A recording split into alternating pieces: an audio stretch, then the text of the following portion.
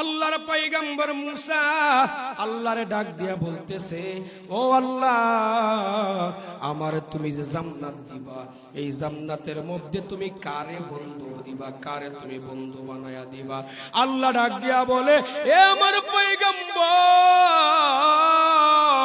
আমি তোমার জান্নাতের মধ্যে তারে তোমার সাথে আমি যারে বন্ধু বানায়া দিব, ওই লোকটা এমন কোন মানুষ না, সাধারণ একজন মানুষ। কোন মানুষকে তুমি জান্নাতে আমার বন্ধু বানাইবা? আল্লাহ ডাক দিয়া বলে, ওই মানুষটা হলো দুনিয়াতে মানুষটা গোশত বিক্রয় করা, ওই মানুষটার নাম কসাই। আল্লাহর পয়গম্বর আশ্চর্য হয়ে গেল, ডাক দিয়া বলে, ও দয়ার মালিক, আমার সাথে তুমি একটা কসাইরে জান্নাত দান করবা, আমার সাথে বন্ধু বানায়া দিবা। ও আল্লাহ, আমি দেখতে চাই, কেমন দেখতে চাই, কেমন কসাইটা আমার একটু দেখাইবানি। আল্লাহ বলেন, ও আমার পয়গম্বর, যদি ওই কসাইরে দেখতে চাও, অমুক বাজারে যাও, অমুক বাজারে গিয়া দেখবা কসাইটা গোশত বিক্রি করতেছে। আল্লাহর বান্দারা ভালো কইরা বুঝেন, আল্লাহর পয়গম্বর মুসা তার সাথে জান্নাতে যাবে একজন কসাই। ওই কসাইটার দাম আছে না নাই? আছে না নাই? আমার মতো আপনার মতো নাকি আরো বেশি দামি? কারণ জান্নাতে যাবে কার সাথে? আল্লাহর পয়গম্বর মুসা নবীর সাথে। তাহলে দাম আছে না নাই? ও মুসলমানি বান্দা ভালো কইরা বুঝেন, আল্লাহ বলতেছে, অমুক বাজারে গিয়া দেখবা কসাই গোশত বিক্রি করে। ঠিকানাটা নিয়া আল্লাহর পয়গম্বর চলে গেল বাজারে। বাজারে গিয়া দূর থেকে দাঁড়ায়া দাঁড়ায়া দেখতেছে ওই কসাইটা গোশত বিক্রি করতেছে। দূরে দাঁড়ায়া দাঁড়ায়া দেখতেছে। সারা দিন চলে গেল। আল্লাহর পয়গম্বর দূরে দাঁড়ায়াই রইছে, একটাই উদ্দেশ্য, দেখবো কসাই কোন আমল করে, কোন আমলের জন্য তারে আল্লাহ জান্নাত দিবে আমার সাথে। এইটা দেখার জন্য মনের মধ্যে একটা আগ্রহ নিয়া দূরে দাঁড়ায়া রইছে।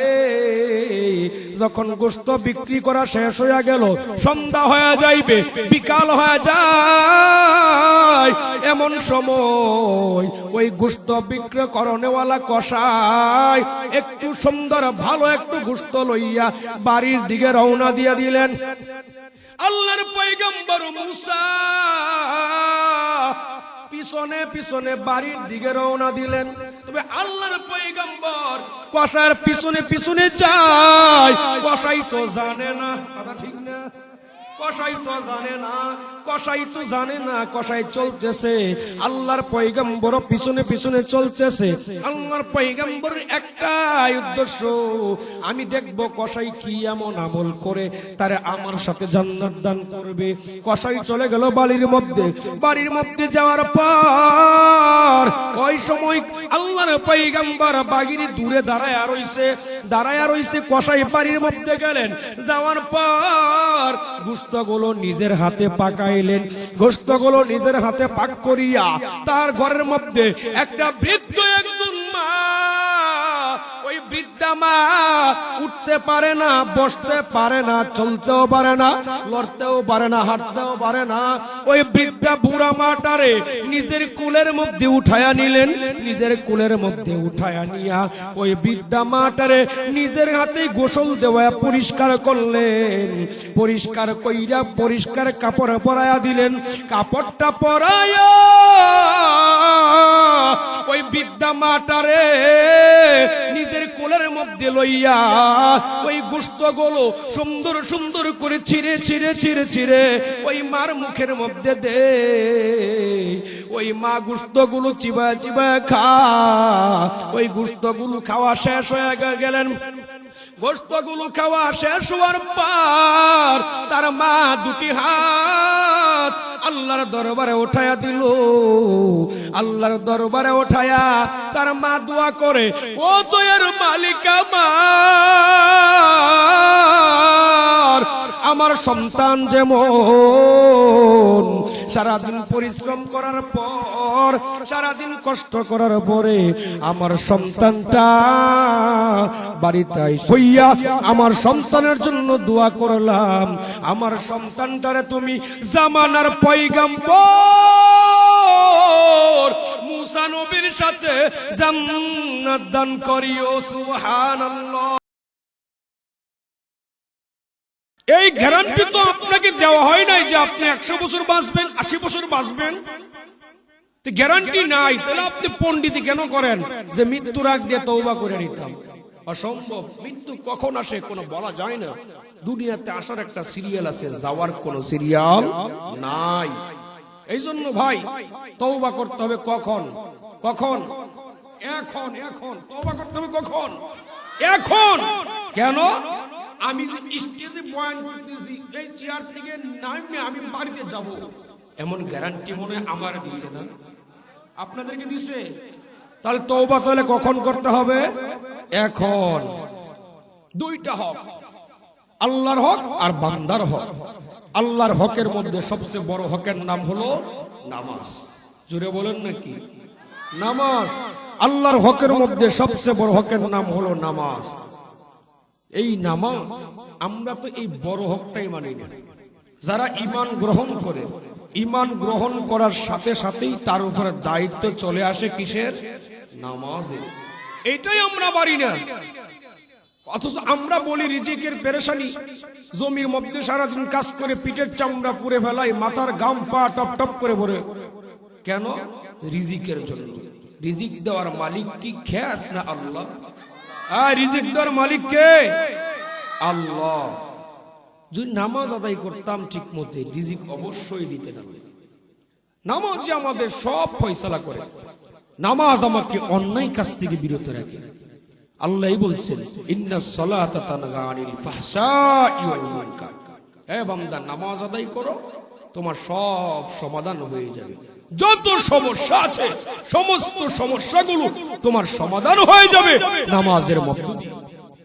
সব সমাধান হবে নামাজের মধ্য দিয়ে। নবী বলেন, ক্বালা রাসূলুল্লাহ সাল্লাল্লাহু আলাইহি ওয়াসাল্লাম, আউয়ালু মা ইউহাসাবু বিহিল আবদু ইয়াউমাল কিয়ামাতিস সালাত। কিয়ামতের দিন সর্বপ্রথম যে হিসাবটা হবে, এই হিসাবটার নাম হলো নামাজের হিসাব। আপনি দান করছেন, সদকা করছেন, ভালো কাজ করছেন, মসজিদ বানাইছেন, হজ করছেন, এই হিসাব আগে হবে না। আগে হবে কিসের হিসাব? নামাজের হিসাব। ভালো করে বুঝছেন? তাহলে আল্লাহর হক সবচেয়ে বড় হকের নাম নামাজ। বান্দার হকের মধ্যে সবচেয়ে বড় হক হলো মা বাবা সন্তানের কাছে যেইটা পাবে, এইটাই হলো বান্দার হকের মধ্যে সবচেয়ে বড় হক। কথা বুঝতেছেন আমার? আমি সংক্ষিপ্ত বলবো, কেউ ধৈর্য হারা হয় না। সন্তানের কাছে মা বাবার পাওনা হলো সবচেয়ে বড় পাওনা। মা বাবারে যারা খুশি করে, ওই সন্তানগুলো কামিয়াব হয়ে যায়।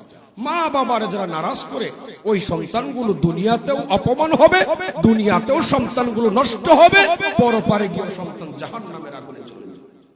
মা বাবা রাজি, সব ঠিক হয়ে যাবে। নবী বলেন, যদি কোন সন্তান যদি মা বাবার চেহারার দিকে নেক নজর দিয়া, একটা বার নেক নজর দিয়া ভালো দিকে তাকায়, ওই বান্দার আমল নামায় একটি কবুল হজের নেকি দান করে। সাহাবাই কেরামরা বললেন, ইয়া রাসূলুল্লাহ, ইয়া হাবিবাল্লাহ,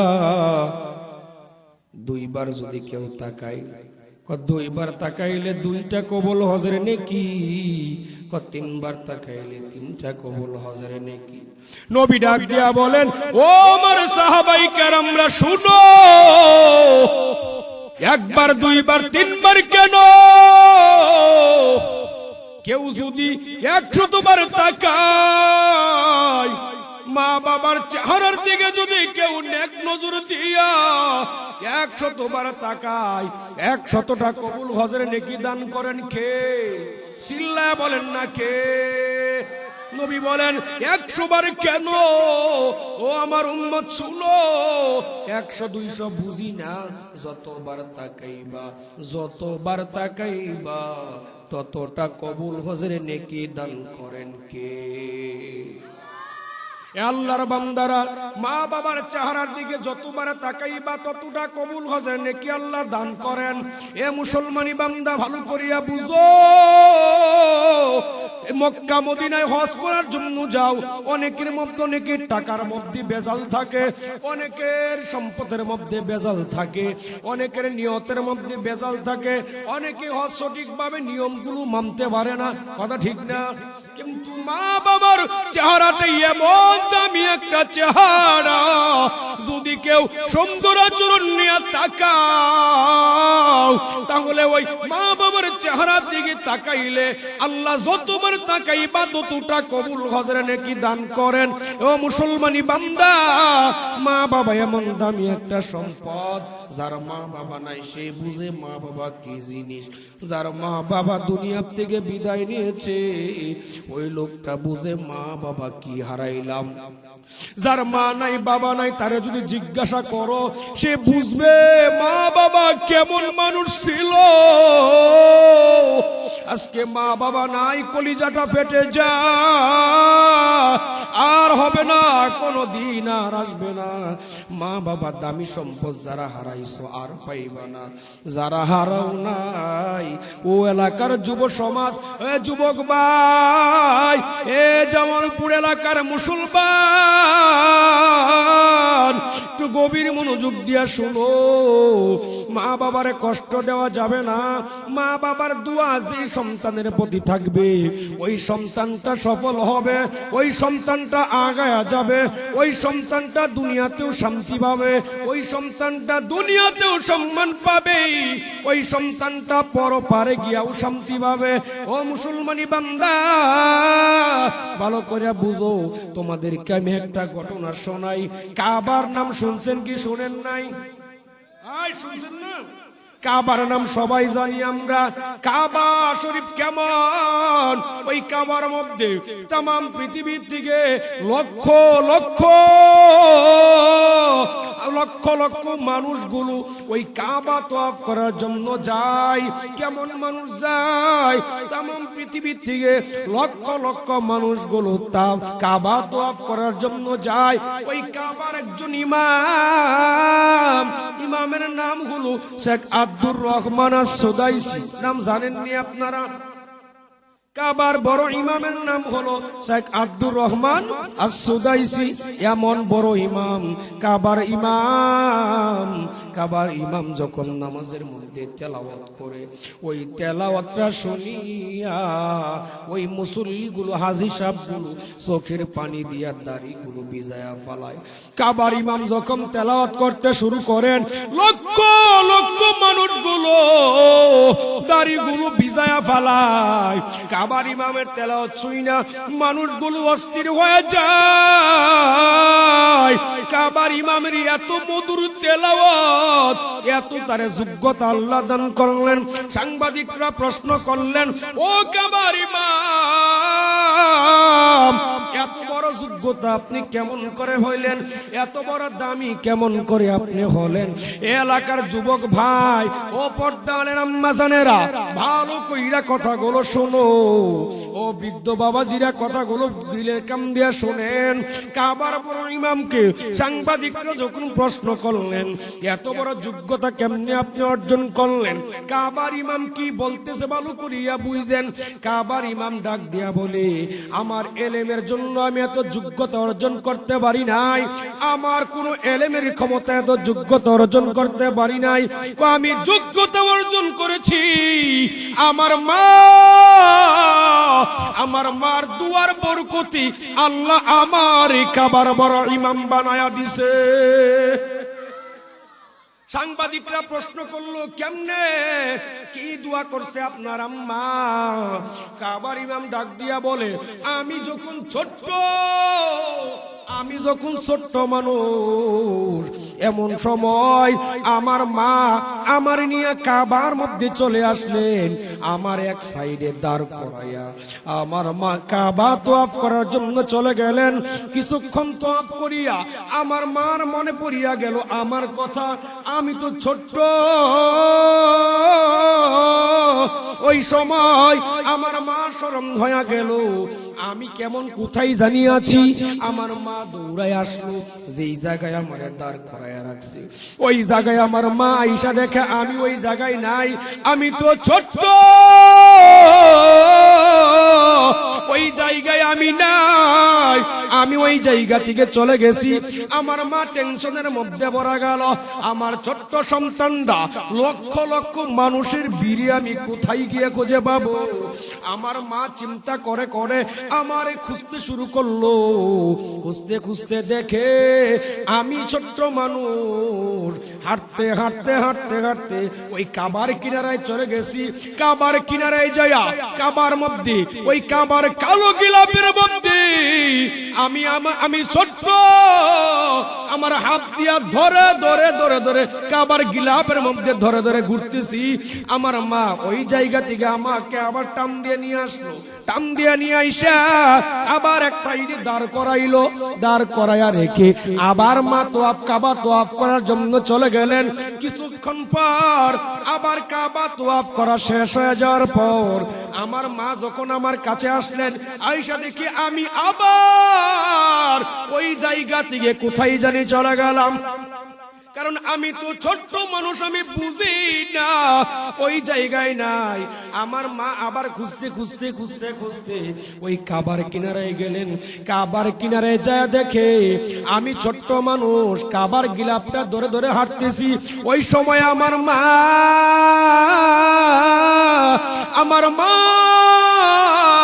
ওই কাবার গিলাপের মধ্যে মার এক হাত লাগায়া আমার মাথার মধ্যে মা আরেকটা হাত লাগায়া আমার মা আল্লাহর কাছে দোয়া করেছে, ও দয়ার মালিক,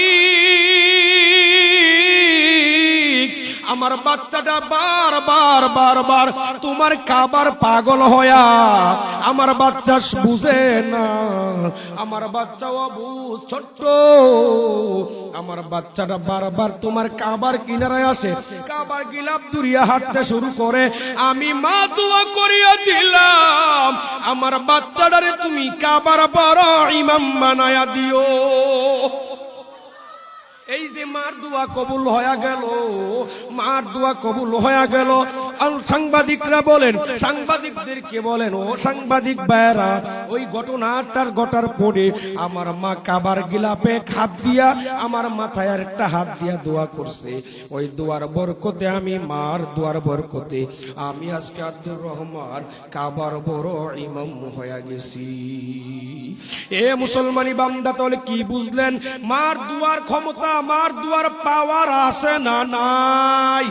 এ জুড়ে বলো, আছে না নাই? ও জবলপুরের মুসলমান ভাই, মা বাবারে কষ্ট দিও না, দুনিয়াটাও হারাইবা, পরকালও হারাইবা। তোমাদেরকে বলতেছি, শুনো, মা বাবার দোয়া কেমন কাজে লাগে ভালো কইরা শুনতে থাকো। আল্লাহর পয়গম্বর হযরত মুসা, আল্লাহর পয়গম্বর আল্লাহর একদিন বলল, ও আল্লাহ, আমার যে তুমি জান্নাত দান করবা, আমার জান্নাতের মধ্যে আমার সাথে কারে তুমি বন্ধু বানাইবা? এই খারাপ লাগে? হ্যাঁ, চলবো নাকি? তাহলে ভালো করে শুনতে হবে, উঠা বসা কেউ করবেন না। খারাপ খারাপ লাগলে বলবেন, আমি ছেড়ে দিব, প্রধান মেহমান আসবে। আরো একটু আগে বসেন, এই সামনে যে ফাঁকা জায়গা, এগুলো কি? সবাই সামনে আসেন, সামনে আসেন, একবার সবাই সামনে উঠেন, উঠেন, উঠেন। যদি সামনে না আসেন বুঝবো আমার বয়ান ভালো লাগতেছে না, আমি ছেড়ে দিই, প্রধান মেহমান আসবে। আর সামনে যদি আগায় আসেন তাহলে বুঝবো না আমার বয়ান আপনাদের ভালো লাগতেছে, আপনারা কথা বুঝতেছেন আমার। সবাই আগে আসেন, আগে আসেন।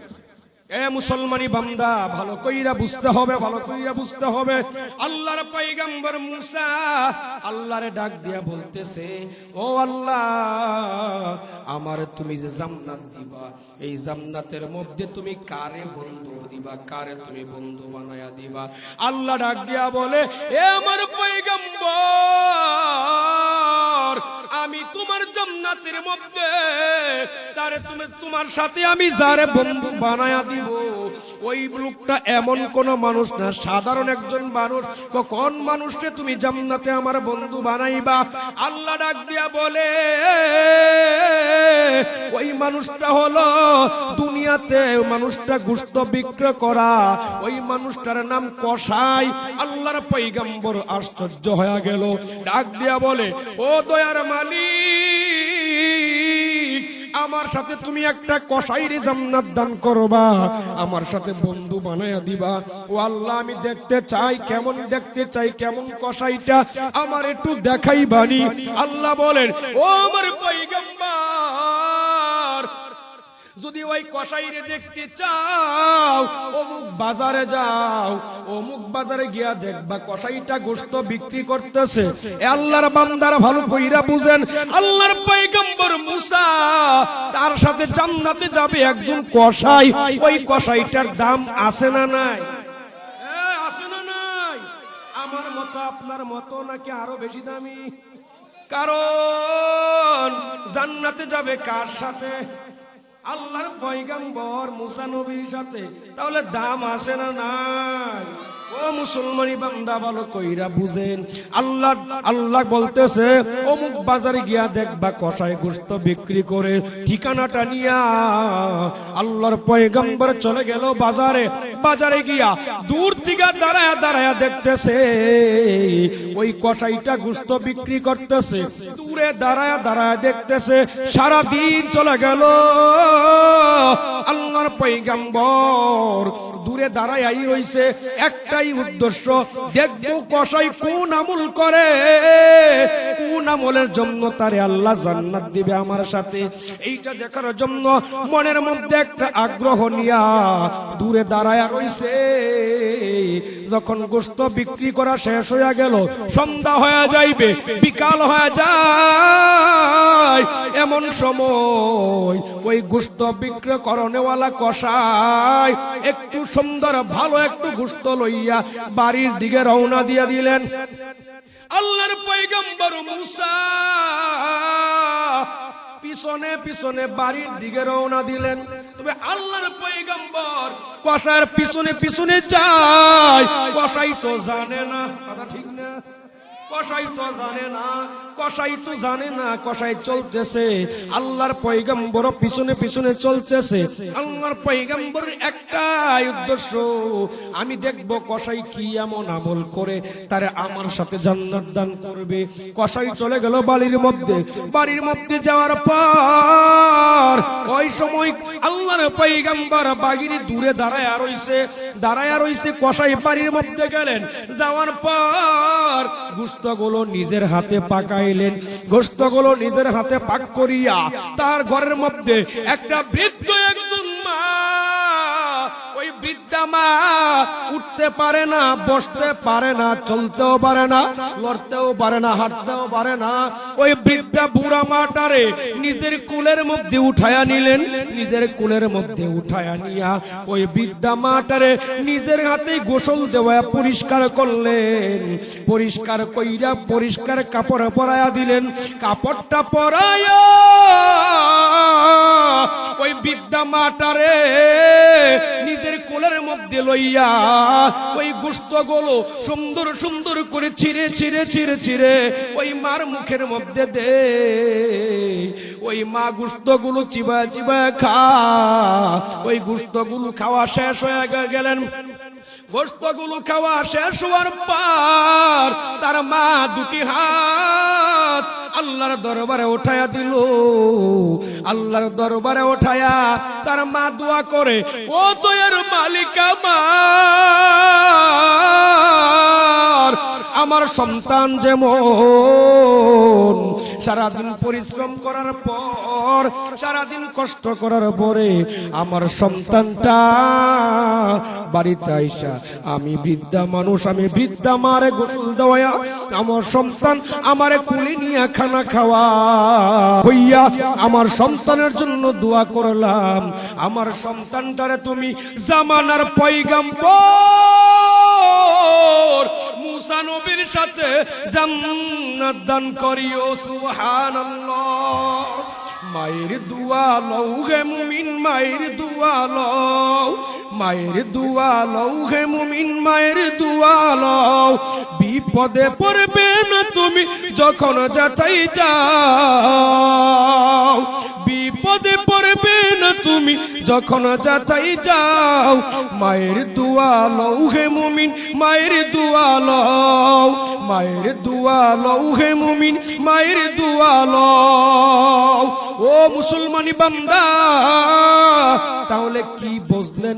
ঘটনা শুই না কি বুঝলেন? মার দোয়া অনেক পাওয়ারফুল দোয়া, কথা ঠিক না বেঠিক? এ মুসলমানি বান্দা, মা যেমন সন্তানের জন্য ভালো দোয়া করলে যেমন কবুল হয়, আবার যদি বদ দোয়াও করে কবুল হয় কি হয় না? হয় কি হয় না? ভালো দোয়া যেমন কবুল হয়, আবার বদ দোয়া করলেও কিন্তু তেমনই কবুল হয়ে যায়। ও এলাকার যুব সমাজ, একটু চিন্তা করিয়া চলো রে ভাই। মার দোয়া যেমন বরদোয়া করলে যেমন কবুল হয়, ভালো দোয়াও তেমনই কবুল হয়ে যায়। এই আল্লাহর বান্দারা, ও যুবক ভাই, এই বয়ান কেন করতেছি জানেননি? এই বয়ান তো অনেকেরই জানা, অনেকেরই মুখস্থ। সকাল বেলায় সমালোচনা করবে যে ওই হুজুর কি বয়ান করলো, এই বয়ান তো সবাই জানি, এই ঘটনা তো সবাই জানি। এই বয়ান করে চলে গেল, সকাল বেলায় চায়ের দোকানে আড্ডা দিবে, সকাল বেলায় চায়ের দোকানের সমালোচনা করবে। এক শ্রেণীর মানুষ আছে না না? আছে না নাই? কারণ তাদের কাজই হইল এই সমালোচনা করা, কথা ঠিক না বেঠিক? ও মুসলমানি বান্দা, এই বয়ান কেন করি ভালো কইরা বুঝিয়া লন। এই বয়ান করার পিছনে একটা উদ্দেশ্য, একটা কারণ আছে না নাই? আছে না নাই? কারণ হইলে কি জানোনি? এখন তো টাচ মোবাইল সবার হাতে হাতে, সবার ঘরে ঘরে, পকেটে, সবার পকেটে পকেটে টাচ মোবাইল আছে না নাই? ওই টাচ মোবাইলটা অন করলেই তামাম দুনিয়ার খবর নেওয়া যায় কি যায় না? কিছুদিন আগে দেখলাম, কিছুদিন আগেই তো দেখলাম, ওই যে নিশা করবে, নিশার জন্য টাকা নাই, হাতে টাকা নাই, বাবার কাছে টাকা চাইছে, বাবা টাকা দিতে পারে নাই, এই জন্য বাবারে দা দিয়া কোবায়া দুনিয়া থেকে বিদায় করছে। এখানে কি এমন কেউ আছেন? দেখছেন ঘটনা? দেখেন নাই? ও মুসলমানি বান্দা, বাবা, যেই বাবা কষ্ট করে সন্তানরে মানুষ বানাইলো, যেই বাবা কষ্ট করিয়া সন্তানরে মানুষ বানাইয়া দিল, ওই সন্তান এখন মোবাইলের জন্য, নিশার জন্য বাবারে নিজের হাতে জবাই করে। ও আল্লাহর বান্দারা, ও মুসলমানি বান্দা, ওই সন্তান, ওই কুলাঙ্গার সন্তান দুনিয়াও হারাইলো, পরকালও হারাইলো, কথা ঠিক না বেঠিক? ও এলাকার যুবক ভাই, এই বয়ান কেন করি জানোনি? আজ থেকে 2 বছর আগে, আজ থেকে 2 বছর আগে এখানে আমি আসছিলাম। কত বছরও তো আসছিলাম, তবে তার আগের বছর একজন মহিলা আমারে ডাইকা নিয়া কি বলছে শুনবেন? এই একজন মহিলা ডাইকা নিয়ে কি বলছে শুনবেন নি? আমি যখন বয়ান থেকে এখান থেকে নেমে স্টেজ থেকে যাই, একজন মহিলা, আপনার এলাকার একজন মহিলা বলল, হুজুর আমি আপনার সাথে একটা কথা বলতে চাই। বুড়া মানুষ। আমি বললাম কি বলবেন বলেন। ওই মহিলা আমারে বলতেছে, হুজুর আমার সন্তানের জন্য একটু দোয়া করবেন। আমি বললাম কেন? মিথ্যা বলতেছি না, এই এলাকার ঘটনা। আমি বললাম কেন কেন? হুজুর আমার সন্তান আমারে দেখতে পারে না, একটু তেল ভরা দিয়া যান আমারে। কি মনে করলেন? একটু তেল ভরা দিয়া যান আমারে, আমার সন্তানকে আমি ব্যবহার করাবো যেন আমারে দেখতে পারে। ও মুসলমানি বান্দা, এই যে বইলা দিলাম, এই বয়ান আমি কেন করতেছি এখানে? তোমাদের এলাকারই ঘটনা। ও মুসলমানি বান্দা, একটু চিন্তা করে চলবা। মারে যদি কষ্ট দাও, বাবারে যদি কষ্ট দাও, দুনিয়া বরবাদ হয়ে যাবে। আল্লাহর নবীর প্রিয় সাহাবী আলকামা রাদিয়াল্লাহু তাআলা আনহুর একটা ঘটনা বইলে আমার বয়ান আমি শেষের দিকে নিয়ে যাইব। এই এলাকার যুবক ভাই ভালো কইরা শুনবা। আল্লাহর নবীর সাহাবী যারা, তাদের কোনো টেনশন আছে? আছে? আল্লাহ নবীর পিছনে যারা নামাজ আদায় করছে তাদের কোনো ভয় আছে? কোনো ভয় নাই, কোনো ভয় নাই। আল্লাহ নবীর পিছনে যারা নামাজ আদায় করছে তারা তো স্বর্ণের মানুষ, কথা ঠিক কিনা? আল্লাহ নবীর প্রিয় সাহাবী আলকামা রাদিয়াল্লাহু তাআলা আনহু ইন্তেকাল হয়ে যাবেন, মৃত্যুর বিছানায় পড়ে ছটফট ছটফট করতেছে। এমন সময় সাহাবীরা চলে গেলেন। সাহাবীরা যাওয়ার পর আলকামারকে কালেমার তালকিন দিতেছে, কালেমার তালকিন। না না না, আলকামার জবান থেকে কালেমা বের হয় না। সাহাবাই কেরামরা নবীর দরবারে চলে গেলেন। নবীর দরবারে গিয়া খবরটা দিয়া দিলেন, ওগো আল্লাহর নবী, আপনার প্রিয় সাহাবী আলকামা রাদিয়াল্লাহু তাআলা আনহু মৃত্যুর বিছানায় পড়ে আছে, তবে জবান দিয়া কালেমা বের হয় না। আল্লাহর নবী ডাক দিয়া বলেন, এ সাহাবীরা আমার, আলকামারের মা কি দুনিয়াতে জীবিত? আলকামারের মা দুনিয়াতে জীবিত আছে। আলকামারের মারে আমার কাছে ডেকে আনো। আল্লাহ নবীর কাছে আলকামারের মারে ডেকে আনা হলো।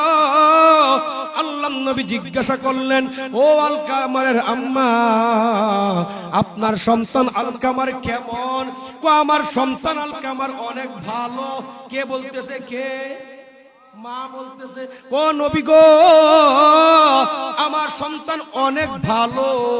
আপনার সাহাবী আমার সন্তান আপনার পিছনে নামাজ আদায় করতেছে, অনেক ভালো। তবে নবী ডাক দিয়া বলেন, ও আলকামারের মা, আপনার সন্তান ভালো, আমি নবীও তো জানি, আমার পিছনেও নামাজ আদায় করে। তবে আলকামার মৃত্যুর বিছানায় পড়ে ছটফট করে, জবান দিয়ে কালেমা বের হয় না। কারণ কি? আপনি কি কখনো কষ্ট পাইছেন আপনার সন্তানের পক্ষ থেকে? ও আলকামারের মা, আপনি কি কখনো আপনার সন্তান কি আপনারে কখনো কষ্ট দিছে নাকি? আলকামারের মা চোখের পানি গুলো ছেড়ে দিলেন। আলকামারের মা চোখের পানি ছেড়ে দিয়া বলে, ও নবী আমার সন্তান আমারে কষ্ট দিছে। নবী বলে, ও আলকামারের আম্মা, আপনার সন্তানটিকে আপনি ক্ষমা করেছেন? না না না, ক্ষমা করি নাই।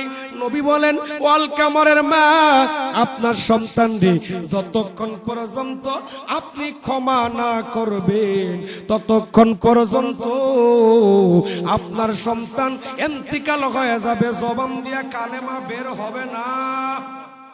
কি বুঝলেন? যে যতক্ষণ পর্যন্ত আপনি ক্ষমা না করবেন ততক্ষণ পর্যন্ত আপনার সন্তানের জবান দিয়া কালেমা বের হবে না, হবে না। তখন আল্লাহর নবী ডাক দিয়া বলে, ও আলকামারের মা, আপনার সন্তানকে আপনি মাফ করে দেন।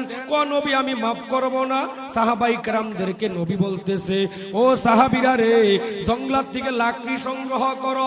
লাকড়ি দিয়া কি করবেন? আলকামার আগুন জ্বালায় পুড়িয়ে দিব দুনিয়ার থেকে। আলকামারের মা ডাক দিয়া কয়, ও নবী গো, আমার সামনে আমার সন্তানকে আপনি আগুন দিয়া পড়বেন, আমি মা কেমন করে সহ্য করব? তখন নবী বলে, আপনি সহ্য যদি নাই করতে পারেন তবে আপনার সন্তান কালেমা বের না হলে জবান দিয়া আপনার সন্তানকে যে আল্লাহ জাহান্নামের আগুনে জ্বালাইবি, তখন আপনি মা কেমন করে সহ্য করবেন? নবী বলেন, ও আলকামারের আম্মা, ক্ষমা কইরা দেন না, কই আগুন দিয়ে আপনার সামনেই পুড়ে দিমু। আলকামারের মা ডাক দিয়া কয়, ও নবী আমার সন্তানকে আমি এই মুহূর্তে ক্ষমা করে দিলাম, এই মুহূর্তে ক্ষমা করে দিলাম। এই ঘোষণা দেওয়ার পরে আলকামারের জবান থেকে শুরু হয়ে গেল, লা ইলাহা ইল্লাল্লাহু মুহাম্মাদুর রাসূলুল্লাহ সাল্লাল্লাহু আলাইহি ওয়াসাল্লাম। এ মুসলমানি বান্দা, কি বুঝলেন? মার যদি কষ্ট দেন, ইন্তিকালের সময় জবান দিয়া কালেমা বের হবে না। জবান দিয়া কালেমা না বের হইলে কবরে গিয়ে কোনো উপায় নাই। এই জন্য আমি আপনাদেরকে অনুরোধ করিয়া বলি, যাদের মা বাবা আছে আপনাদেরকে অনুরোধ করিয়া বলি, জীবনে কোনোদিন মা বাবারে কষ্ট দিবেন না, জীবনে মা বাবারে ধমক দিবেন না, জীবনে মা বাবার চোখের দিকে তাকায়া চোখ গরম করবেন না। রাজি আছেন না নাই? রাজি আছেন না নাই? আল্লাহর বান্দারা, অনেকের মা নাই, বাবা নাই, দুনিয়ার থেকে বিদায় নিয়ে গেছে। যদি মা বাবারে কষ্ট দিয়া থাকে, তাহলে মা বাবা যে দুনিয়ার থেকে বিদায় নিয়ে চলে গেল, মা বাবারা যে কষ্ট দিছেন, ওই মা বাবা কষ্ট নিয়েই তো মারা গেছে। এখন কি উপায় হবে আপনাদের? কি কথা ঠিক না? এখন কি উপায় হবে? কারণ মা বাবার যে আপনি কষ্ট দিছেন, ওই মা বাবা তো দুনিয়ার থেকে বিদায় হয়ে গেছে। এখন কি উপায়? কি উপায়? একটা অপশন আছে মাপ পাওয়ার, বলবো, শুনবেন নি? অপশনটা হলো, যার মা বাবা দুনিয়াতে জীবিত, কষ্ট দিচ্ছেন, পা দুইরা ক্ষমা চান, মা বাবার কাছে ক্ষমা চাইবেন, মা বাবা ক্ষমা কইরা দিবে। আর যাদের মা বাবা দুনিয়ার থেকে বিদায় হয়ে গেছে, ওই সন্তানদের কি উপায়? মা বাবার ক্ষমা না নিলে উপায় নাই। একটা অপশন হলো, ওই মা বাবা যদি মারা যায় থাকে, কবরে থাকে, মা বাবার জন্য চোখ থেকে 2 ফোঁটা পানি ছাড়ো, মা বাবার জন্য চোখের পানি চাইরা আল্লাহর কাছে কান্না করো, ও দয়ার মালিক, আমার মা বাবারে আমি কষ্ট দিছি, আমার মা বাবা দুনিয়াতে নাই, আমার মা বাবা অন্ধকার কবরে, ও আল্লাহ, আমার মা বাবার কবর তুমি জান্নাতের বাগান বানায় দাও। আল্লাহ বলেন, কোন সন্তান যদি মা বাবার জন্য যদি 1 ফোঁটা চোখের পানি ফালায়া দেয়, ওই চোখের পানির বিনিময়, ওই মা বাবার, ওই সন্তানের চোখের পানির বিনিময়, ওই মা বাবার কবরের চলন্ত আযাবগুলো আল্লাহ মাফ করে দে। এ মুসলমানি বান্দারা, ভালো কইরা শুনো, তাহলে আপনার দুয়ার কারণে যদি মা বাবার কবরে আযাব মাফ হইয়া যায়, মা বাবা কবরে শান্তি পাইলে, ওই মা বাবাও তো দোয়া করবে, ও আল্লাহ, আমার সন্তান আমারে কষ্ট দিছিল, আমার সন্তানকে আমিও মাফ করে দিলাম। তাহলে মাফের ব্যবস্থা আছে না নাই? আছে না নাই? আল্লাহর বান্দারা, কার মা নাই, বাবা নাই, কে জানি ইতিম সিউড়া, কে জানি মারে কবরে রাখছো, কোন সন্তান জানি বাবারে কবরে রাখছো, কোন সন্তান জানি বাবার কবরে রাইখা এই মাহফিলে আইসা বসছো। তুমি যখন মাহফিলে আসো, তখন তোমার বাবা কবর থেকে ডাক দিয়া বলছে, ও সন্তান আমার, ওই মাহফিলে যাও, আমি কবরে তোমার মা বাবা কষ্টের মধ্যে আছি। জানি না কার মা বাবার কবরে জানি জাহান্নামের আগুনগুলো ধাউ ধাউ করে জ্বলে, জানি না কার মা বাবার কবরে জানি জাহান্নামের সাপগুলো তার কামড়াইতেছে। ও আল্লাহর বান্দারা, জানি না কার মা বাবা জানি কবর থেকে সন্তানটি ডাক দিয়া বলে, ও সন্তান, তোর কি একটু মায়াও লাগে না? তোর কি একটু দয়াও লাগে না রে সন্তান? কতদিন আগে যে আমার কবরে নামায়া গেলি, আমার কলিজাটা জাহান্নামের আগুনে পুড়িয়া ছাই বানায়া ফালাইছে, আমার কলিজাটা কয়লা হয়ে গেছে, আমার শরীরটা কয়লা হয়ে গেছে, সহ্য করতে পারি না। ও সন্তান আমার, ওই মাহফিলে 1 ফোঁটা চোখের পানি ফালাও, একটু দোয়া করো। মা বাবা চাইতেছে দোয়া, আপনারা কি দোয়া করতে রাজি আছেন না নাই? এই যেখানে মাদ্রাসা আছে, আপনারা কি দেখছেন না দেখেন নাই? এইটা কিসের মাদ্রাসা? কোরআনের মাদ্রাসা। কিসের মাদ্রাসা? হ্যাঁ, কিসের মাদ্রাসা?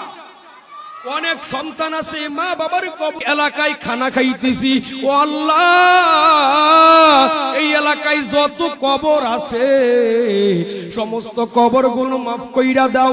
সন্তানরা নাবালক, কোনো গুনাহ করে নাই, কোনো গুনাহ নাই, এমন সময় ছোট্ট কুচি কুচি হাতগুলো যখন উঠায়া আল্লাহর দরবারে কান্না করে দে, আমার মাওলার কুদরতি অন্তরটা ঠান্ডা হয়ে যা। মুহূর্তের মধ্যে এই এলাকায় যত কবর আছে, ওই তালিবে ইলমদের দুয়ার বরকতে ওই কবরগুলো জান্নাতের বাগান বানায়া দে।